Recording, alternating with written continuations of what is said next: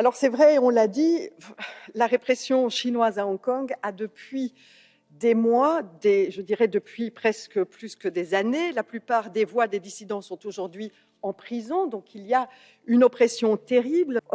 Hong Kong se plaçait en 2002 au 12e rang de la liberté d'expression au classement mondial. Aujourd'hui, Hong Kong se situe au 80e rang de ce classement mondial. On voit à quel point cette répression est forte sur Hong Kong.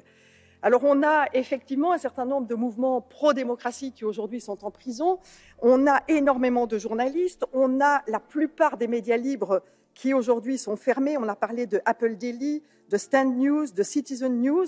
Aujourd'hui, tous ces médias sont fermés et les seuls médias qui sont encore présents à Hong Kong sont des médias internationaux. Jusque quand aurons-nous encore la possibilité d'avoir une voix libre à Hong Kong ?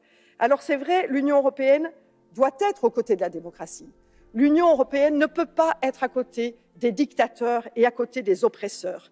C'est la raison pour laquelle nous demandons que la diplomatie ne soit plus aveugle aux violations des droits de l'homme, qu'il n'y ait pas de représentation politique, diplomatique aux Jeux olympiques de Pékin. C'est un message clair, mais aussi que nous n'ayons pas cet accord d'investissement. C'est aussi important de pouvoir taper là où cela fait mal.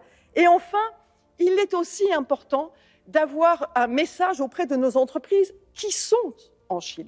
Et ça, c'est ce que nous appelons la responsabilité des entreprises.